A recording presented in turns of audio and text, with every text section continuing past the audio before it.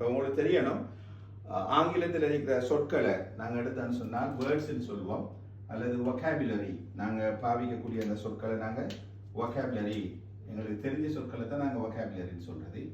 So நாங்கள் கற்றுக்கொள்ள வேண்டிய சொற்களை வந்து நாங்கள் வகைப்படுத்தக்கல. முதலாவது நாங்கள் பேசிக்காக தெரிஞ்சிருக்க வேண்டிய சொல் வந்து ப்ரொனவுன். இந்த சொல் வந்து, இந்த சொற்கள் ஒரு லிமிட்டடான சொற்கள் தான். உதாரணத்துக்கு ஒரு pronoun I, me, my, my, இப்படி 4 வகையான ப்ரொனவுன். அங்கால வேண்டாம் மை செல்ஃப், மை செல்ஃப், அவ்வளோதான். I, me, my, mine, myself. இந்த சொற்களை ஆங்கிலத்தில் எப்படி பாவிக்கிற? ஐ எங்க பாவிக்கிற, மீ எங்க பாவிக்கிற, மை எங்க பாவிக்கிற, மைன் எங்க பாவிக்கிற, மை செல்ஃப் எங்க பாவிக்கிற? இந்த அடிப்படை தான் நான் ஆங்கிலத்தில் சொல்றது கிராமர் சொல்லி. So we have to understand how to apply these words in a sentences.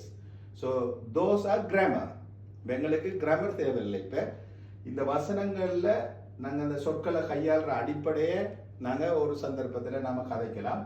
இப்போ நான் பார்க்க போறது எத்தனை வகையான சொற்கள் ஆங்கிலத்தில் இருக்குது, அதை நாங்கள் கற்கிறதுக்கான அடிப்படைகள் என்ன, அதை எப்படி நாங்கள் இலகுவாக கற்றுக்கொள்ளலாம், அதை நாங்கள் எப்படி எங்களோட வேலைத்தலங்கள்ல, எங்களோட ஒர்க் பிளேஸ் என்வாரன்மெண்ட்ல நாங்கள் எப்படி அப்ளை பண்ணலாம்.